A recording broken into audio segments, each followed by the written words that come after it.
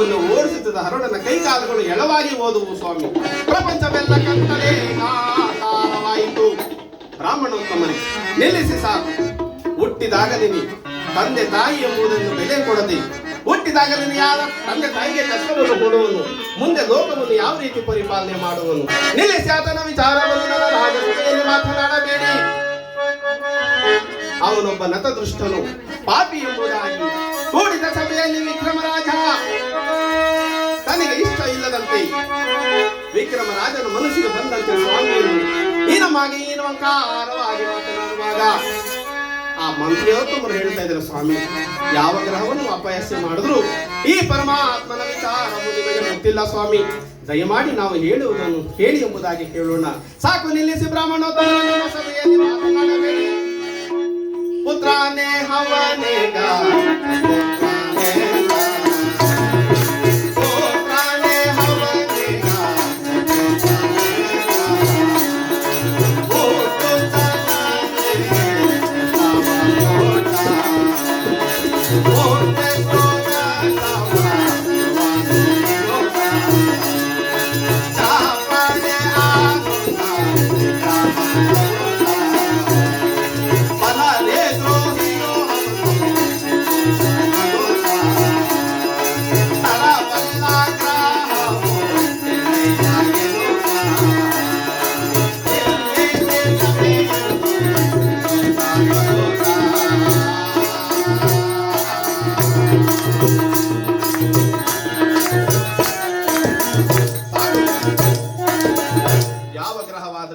ತಂದೆ ತಾಯಿ ಬಂಧು ಬಳಗ ಎಂಬುದು ಯಾರನ್ನು ಲೆಕ್ಕಿಸದೆ ಕೇವಲ ಒಂದು ಗ್ರಹವಾಗಿ ತಂದೆ ತಾಯಿಗಳಿಗೆ ಕಷ್ಟವನ್ನು ಕೊಡುವನು ಯಾವ ಹಿರಿಯವನು? ಬ್ರಾಹ್ಮಣೋತ್ತಮನೇ, ನಿಮ್ಮ ಗ್ರಹಕ್ಕೆ ಅಷ್ಟೊಂದು ಶಕ್ತಿ ಇದ್ದರೆ, ನಿಮ್ಮ ಆ ಶನಿದೇವರಿಗೆ ಅಷ್ಟೊಂದು ಬಲವಿದ್ದರೆ ದಯಮಾಡಿ ನನ್ನ ಮುಂದೆ ಕರೆದುಕೊಂಡು ಬಂದು ನಿಲ್ಲಿಸಿ. ಆದರೆ ನಾನು ಪ್ರತ್ಯುತ್ತರವನ್ನು ಕೊಡಬೇಕು.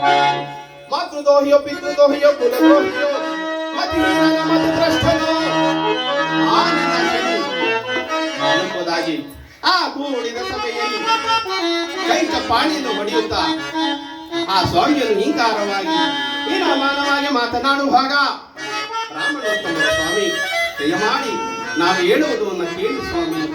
ಆದರೂ ನೀವು ಮಾತನಾಡಿದಷ್ಟು ಸುಲಭವಾದಂಥ ದೇವರಲ್ಲ, ಮಾನವನ ಛಾಯ ನೆರಳಿನಲ್ಲಿರ್ತಕ್ಕಂಥ ಮಹಾನುಭಾವ. ದಯಮಾಡಿ ಆ ಗ್ರಹದ ಬಗ್ಗೆ ಮಾತನಾಡಬೇಕು. ನಿಮಗೆ ಇಷ್ಟವಿದ್ದರೆ ಪೂಜೆ ಮಾಡಿ, ಇಲ್ಲಂದ್ರೆ ಸುಮ್ಮನಿರಿ ಸ್ವಾಮಿ. ಗ್ರಹಗಳನ್ನು ಹೀನಮಾನವಾಗಿ ಮಾತನಾಡುವುದು ಶ್ರೇಯಸ್ಸಲ್ಲ ಎಂಬುದಾಗಿ ಹೇಳೋಣ. ಎಷ್ಟು ಹೇಳಿದರೂ ಸಹ ವಿಕ್ರಮರಾಜನ ಮನಸ್ಸಿನಲ್ಲಿ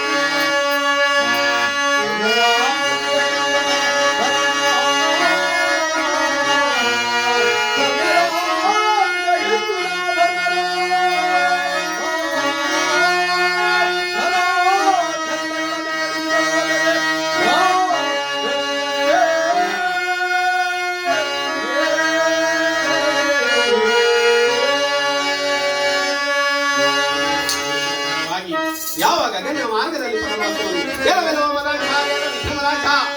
ಕೂಡಿದ ಸಭೆಯಲ್ಲಿ ಕೈಚಪ್ಪಾಳಿಯನ್ನು ತಟ್ಟಿ ಹೀನಮಾನವಾಗಿ ಹೀಕಂಕಾರವಾಗಿ ಮಾತನಾಡುವಷ್ಟು ದುರಂಕಾರವಾಗಿ ಬ್ರಾಹ್ಮಣೋತ್ತಮರೆಷ್ಟು ಹೇಳಿದರೂ ಸಹ ಮದವೇ ಅಂತೆ ನನ್ನನ್ನು ನೀನೇ ಆಹ್ವಾನ ಮಾಡ್ತಾ ಇದ್ದಾರೆ.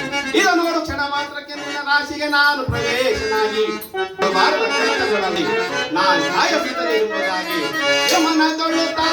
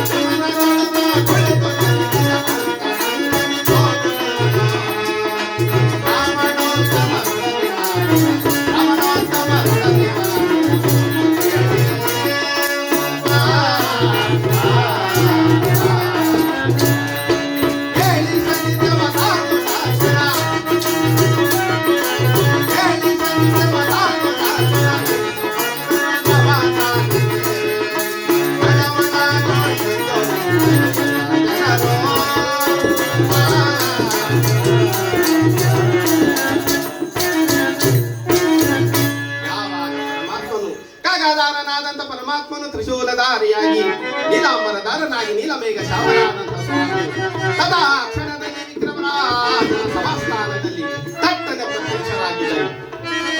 ಯಾವಾಗ ಪ್ರತ್ಯಕ್ಷರಾಗೋಣ, ವಿಕ್ರಮರಾಜನು ಸ್ವಾಮಿಯನ್ನು ನೋಡಿ ಗಡಗಡನೆ ನಡುತ್ತಾ ಸಿಂಹಾಸನದಿಂದ ಇಳಿದು ಬಂದು ಪರಮಾತ್ಮ, ಜಗದೊಡೆಯನೇ, ನೀನು ಯಾರು ಎಂಬುದು ನಾನು ಹರಿನು ಸ್ವಾಮಿ. ರಾಜ್ಯಭಾರವನ್ನು ಮಾಡುವ ನೆಪದಲ್ಲಿ ತುಪ್ಪುನುಡಿಯಾಗಿ ನಾನು ಮಾತನಾಡಿದ್ದು ನಂದು ಪರಮ ಅಪರಾಧವಾಯಿತು ಎಂಬುದಾಗಿ ಯಾವಾಗ ಸ್ವಾಮಿಯನ್ನು ಕಂಡಂತ ವಿಕ್ರಮರಾಜ, ಇಷ್ಟೆಲ್ಲ ಕೂಗಾಡ್ತಾ ಇದ್ದಂತ ವಿಕ್ರಮರಾಜ ಆ ಪರಮಾತ್ಮನು ಪ್ರತ್ಯಕ್ಷನಾದ ಕಾರಣ ಓಡೋಡಿ ಬಂದು ಸ್ವಾಮಿ ಎರಡು ಪಾದಗಳನ್ನು ಹಿಡಿದುಕೊಳ್ಳುವಾಗ ಆ ನವಪಂಡಿತೋತ್ತಮರು ಜಯಕಾರವನ್ನು ಮಾಡ್ತಾ ಇದ್ದಾರಂತೆ ಪರಮಾತ್ಮನಿಗೆ. ನಮೋ ನಮೋ ಜಯ